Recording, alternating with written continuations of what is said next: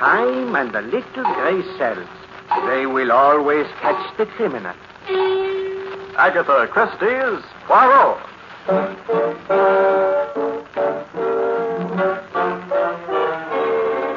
From the thrill-packed pages of Agatha Christie's unforgettable stories of corpses, clues, and crime, complete with bowler hat and magnificent mustache, your favorite detective, Hercule Poirot, in Death in the Golden Gate.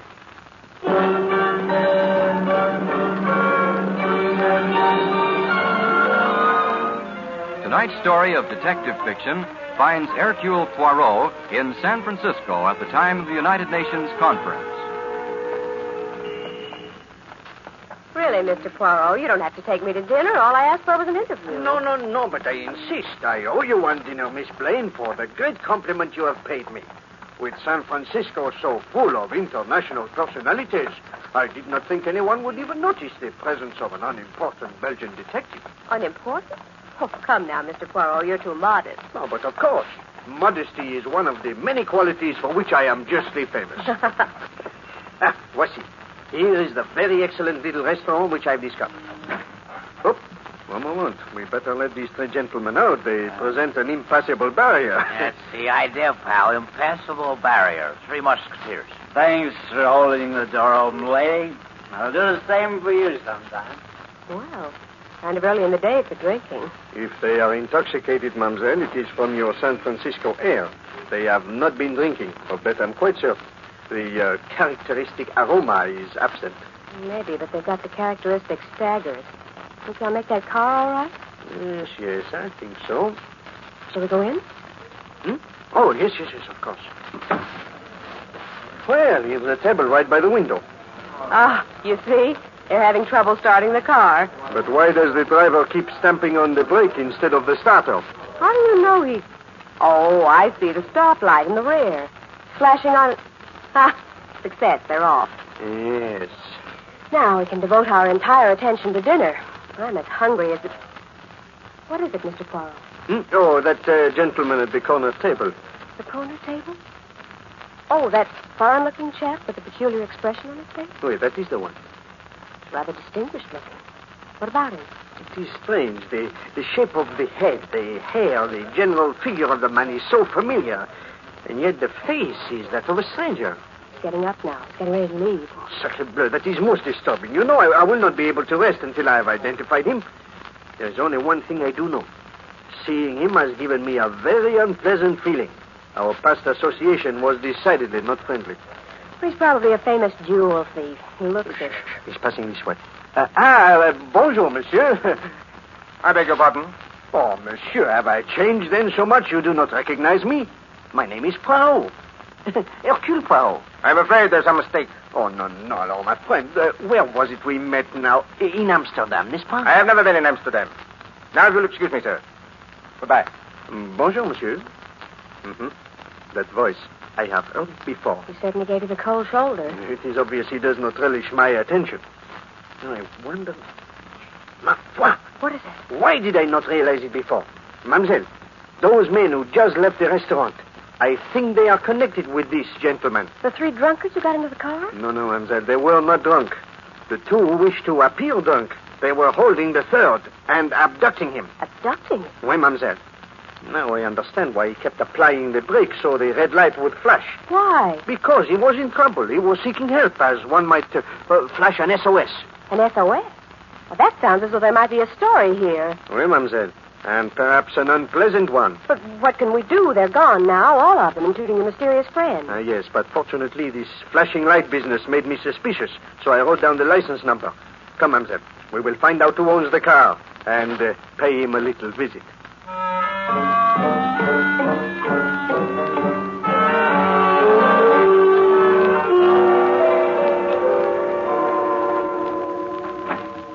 Inside, mister.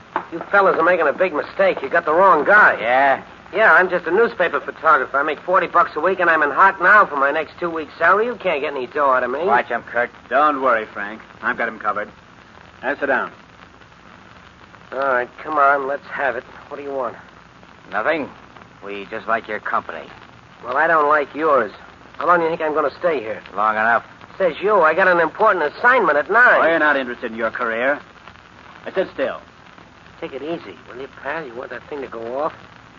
Guy can tie his shoelaces, can't he? All right, but don't... Look out, Kurt. He's diving for your leg. No, you don't. You stay down. Frank, gun. He's reaching for it. Okay, Kurt, get up. You'll keep for a while. I see. No, I just knocked him out. You come to in a little while. You all right? Yeah, I'm okay. All right, come on. Help me get him on the couch. Right. He'll pay for this just as soon as... Well, that must be Kramer. I'll let him in. You keep an eye on this one.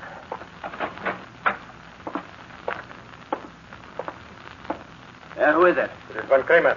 Open up. We expected you sooner, Baron. It is time enough, Kurt.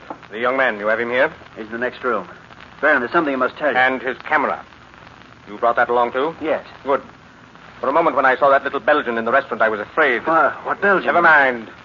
Tonight at 9 o'clock, the delegates will gather in a room at the Hotel Embassy. They will pose for pictures. They will smile self-consciously. And then suddenly, poof. Now I will have a talk with this photographer. And while I talk to him, attend to the camera. Yeah, I know what to do. Be careful, Kurt. It is a very small device, but it is very effective. One click of the shutter, the bomb will explode. Baron, there's one thing I must tell you. Yes. There's been a slight difficulty. Difficulty.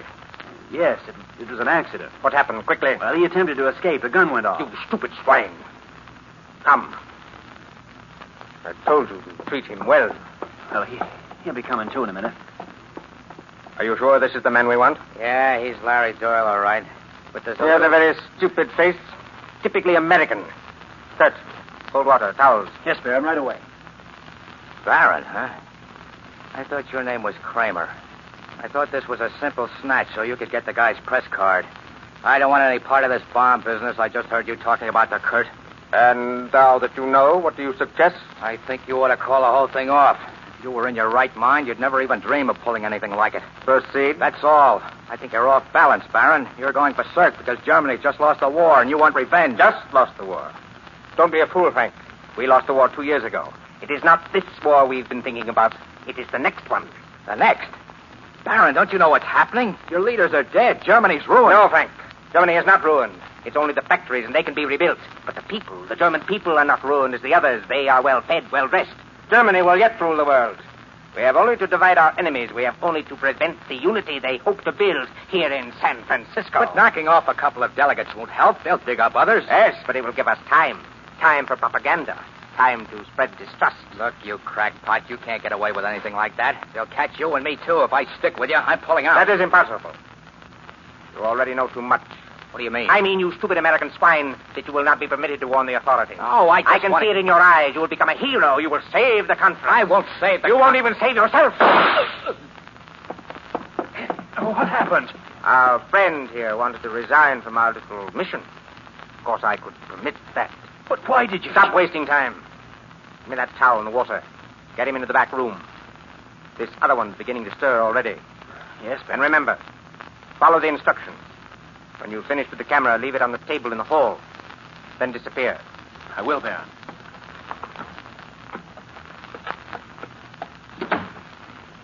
Here.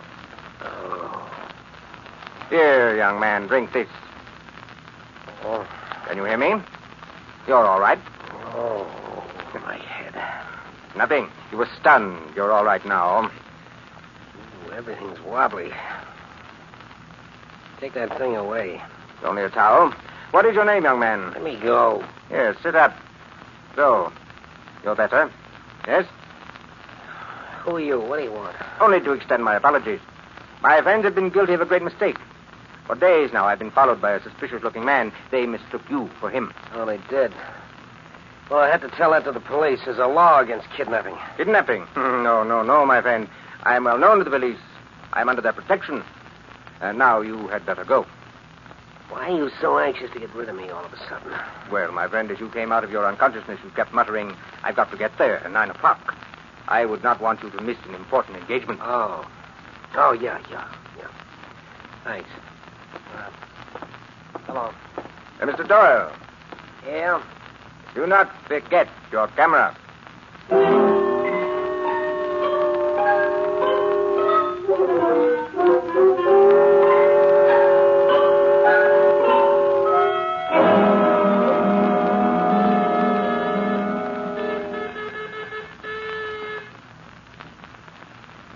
There's nobody home. You sure this is the right place? Oh, there is the name over the bell, Lawrence Doyle. This is the address the police gave to me. Perhaps the door is... Hey there, just a minute. Where do you think you're going? Oh, monsieur, are you Lawrence Doyle? Well, what if I am? Monsieur Doyle, is it not true you were abducted in your automobile earlier today by two other gentlemen? You seem to know a lot about my affairs. How come you're so nosy? It is my business to be nosy, monsieur. Sometimes a stitch in time saves the whole garment, n'est-ce pas? Permit me to present myself. I am Hercule Poirot, and this is Miss Blaine of the Time-Star. Oh, how are you, Blaine? Hey, are you that famous detective? Well, I am a detective, monsieur, and I am not entirely unknown. I was supposed to take pictures of you tomorrow. Come on in a minute, will you? I think you're just the guy I'm looking for.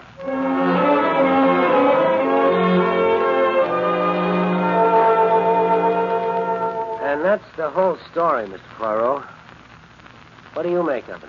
This is very strange, Monsieur Doyle. Very strange. You are positive they took nothing from you? No money, no papers? No, I'm positive. Not a thing. And another thing. I didn't mention it to that last guy, but there was a blood stain on the carpet that wasn't there before I was knocked out. I thought I heard a shot just before I really became conscious. I do not understand this, monsieur. As soon as they released you, why did you not inform the police? I'll tell you why, because I didn't want to get tied up with identifications and making complaints and whatnot. 9 o'clock tonight, I got to be at the hotel embassy to take a picture. The heads of the delegations are getting together. I see. Tell me, monsieur, this third gentleman, the foreign-looking one who was so kind to you, do you know his name? No, I don't think it was mentioned. From your description, I think he's the one we saw in the restaurant. If I could only see him again and perhaps identify him. Well, I'll take you there. Oh, but your assignment to take the picture. Oh, I can make that. It's only 7:30 now. Bon, let us march. Miss Blaine, you will forgive me for rushing up this way, but this may be dangerous. Oh, sure. After all, if I went along, I might get a hot story. Hey, Doyle. What? You forgot your camera. What do you want to do, lose your job?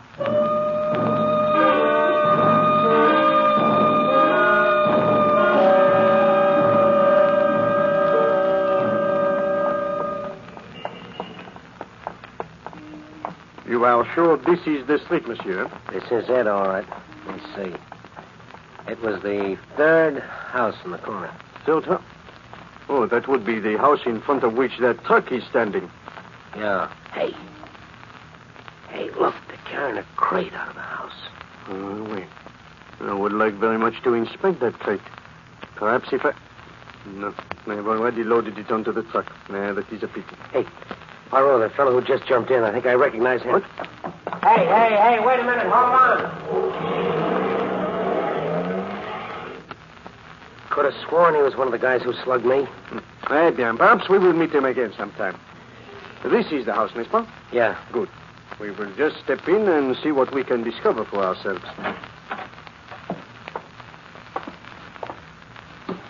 Suppose they find us. Oh, you need not be afraid, monsieur. I suspect the birds have already flown the coops. Oh, yeah. Here's the room they took me into. Good. You see? They are gone. There are the signs of a rather hasty departure.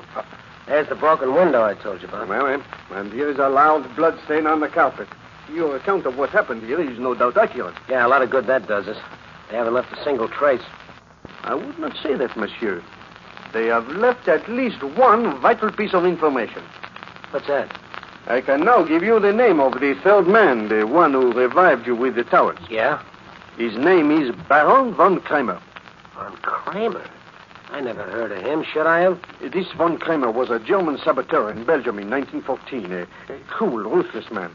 I had the misfortune to meet him several times. I don't get it, Poirot. How do you know he's the man? Well, this Baron has one careless habit. Whenever he sits at a table with a pencil in his hand, he scribbles furiously. Oh, lots of people do that. We call it doodling. Wait. But this Baron von Kramer, he is an egotist. He doodles for himself decorations of honor. I have observed him doing it many times. On tablecloths, on menus. Always he draws for himself the Iron Cross. Iron crosses such as you see here on this crumpled piece of paper. Well, how is it you didn't recognize him in the restaurant? Well, the Baron has disguised himself very effectively. Plastic surgery. You know, the Germans are so clever at such things. Unfortunately for him, he has Hercule Poirot to deal with. Therefore, monsieur, you will accompany me to my hotel where you can make yourself presentable for your important assignment. And you? And I too have an important assignment.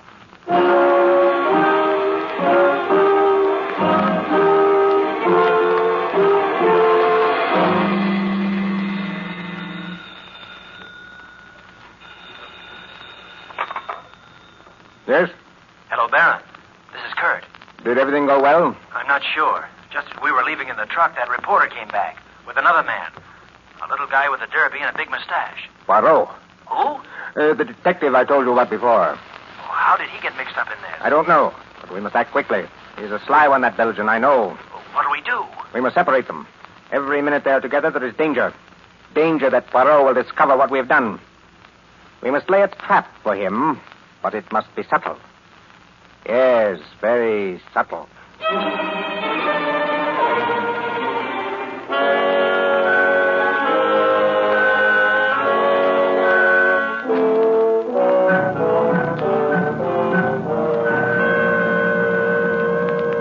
Well, Mr. Poirot, thanks for your hospitality. I used up all your towels, but I feel a lot cleaner. Hope you weren't bored. No, Bonnie, too. I occupied myself with a few little tasks. Hello. Now that you are once again presentable, you can proceed to take your pictures. What about those guys? Oh, do not derange yourself, monsieur. I will pursue this. Entrez. Mr. Poirot? Oui? My name is Smith. Oh, come in, Monsieur Smith. Yes? I'd like to discuss something with you. Something confidential. You may speak freely, monsieur. This young man, he is most discreet. Good. Mr. Poirot, I represent certain people. They feel you've worked very hard all your life and that the time has come for you to retire. Oh, no, that is very considerate, monsieur, but you know, in order to retire, one must have funds. What would you say to $10,000? Monsieur, I find you most amusing. The $10,000 are in cash in this wallet, Mr. Poirot. Here, take a look. Merci, monsieur. Mm-hmm. The money appears to be genuine. Tell me, monsieur, what are the terms of this generous offer? Very simple, Mr. Poirot. You are to pack your bags immediately and return at once by plane to New York. I myself will escort you and provide you with a ticket. Monsieur Smith, your proposition does not interest me. That is all, monsieur. You will please go. All right. But I have to warn you. My people don't take no for an answer. You're inviting trouble. Oh, tough, huh? I've had about enough of you and your outfit. Poirot, do you mind if I take this guy apart? I wouldn't try anything if I were you. I'm leaving. Goodbye. No, you don't. Good day.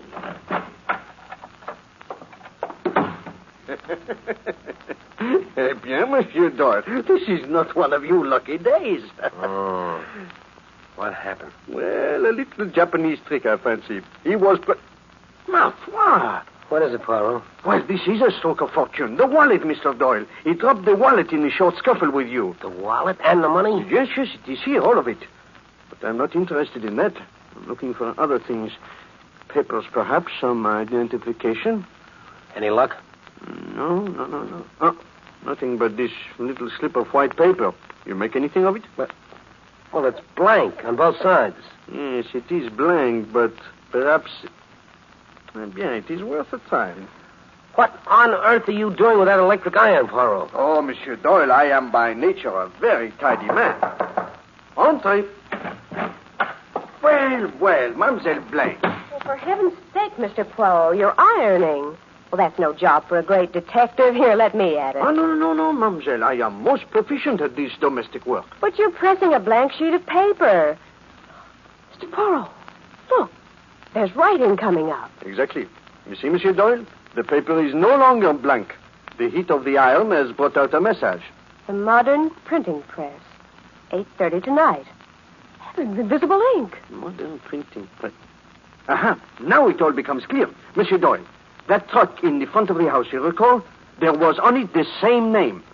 There was a murder committed there, and that crate we saw contained the body. Well, Mr. Poirot, what now? It's almost 8:30. No, Monsieur Doyle, you go to the Embassy Hotel to take your pictures. And I go to the secret rendezvous at this modern printing press. I'm going with you, Mr. Poirot, please. Oh, there may be danger, mademoiselle. It's true, but there may also be a story. Eh bien, as you wish. If you will ring for the elevator, I will join you in 3 waves of a lampstand.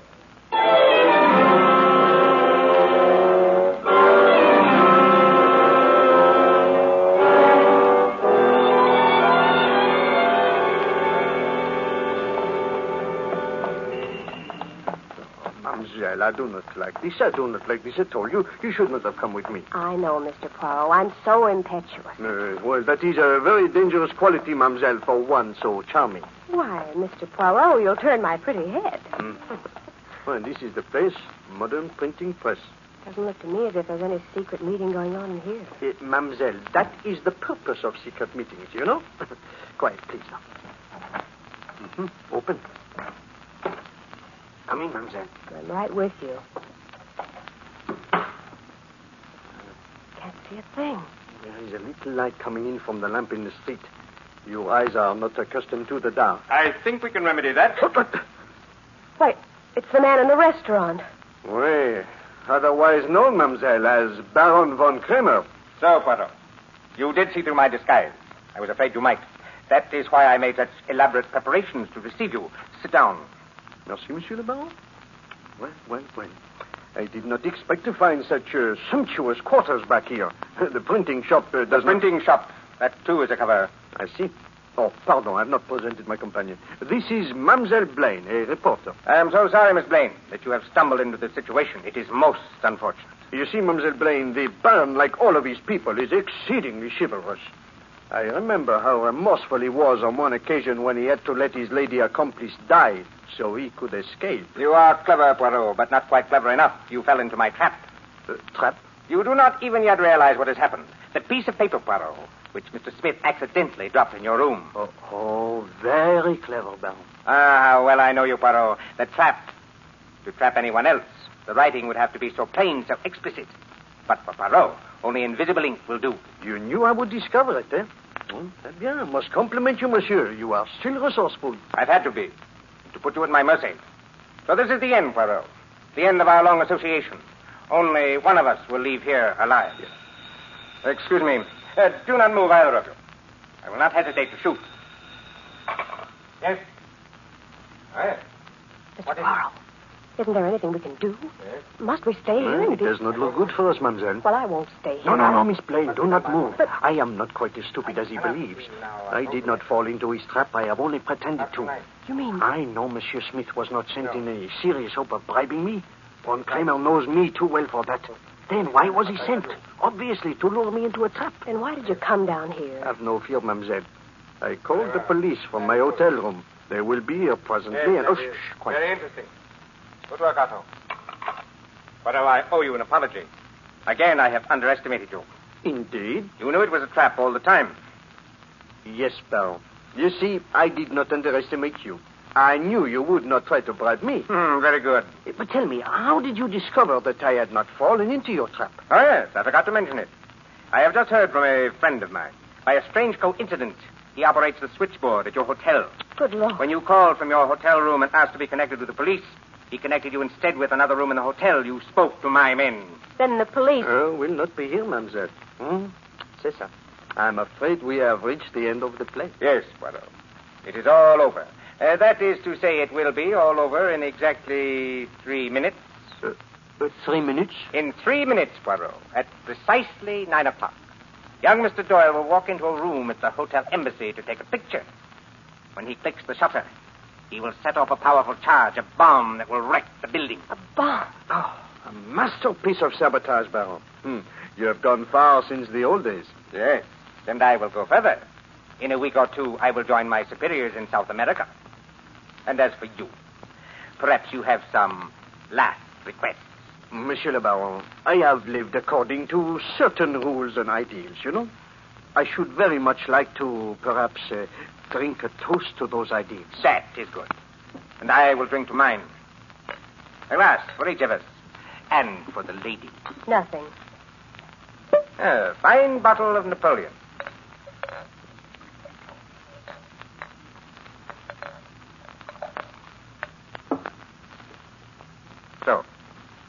One moment. I will just turn on this radio. I am expecting a news flash shortly. I am most curious to hear your toast, Baron. It would seem to be... I am disappointed in you. Eh?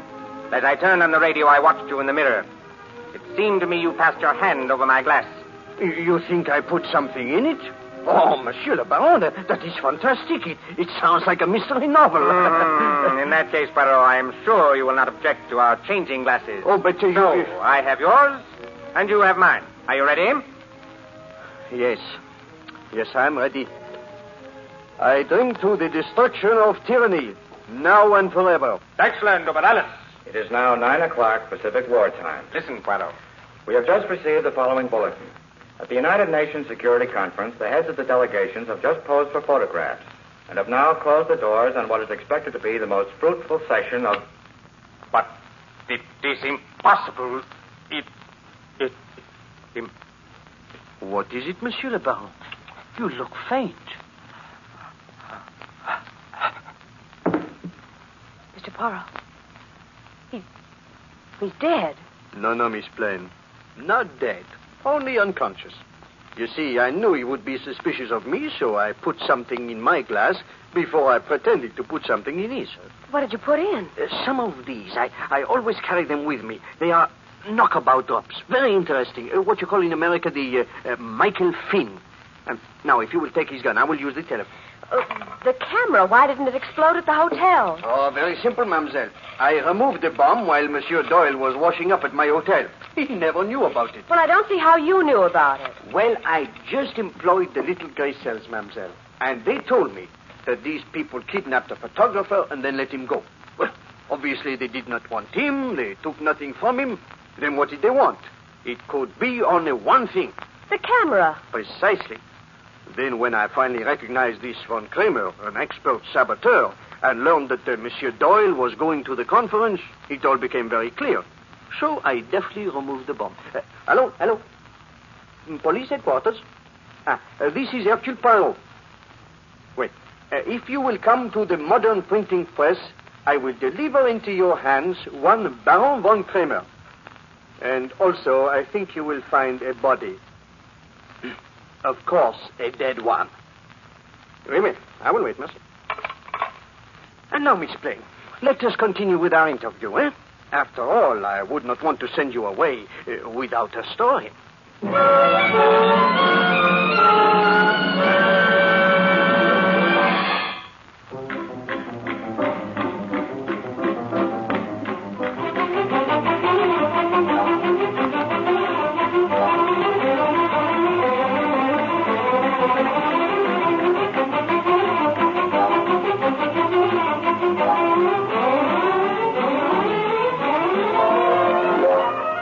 Have heard Death in the Golden Gate, a fiction adventure of Agatha Christie's great detective, Hercule Poirot. This is the Armed Forces Radio Service.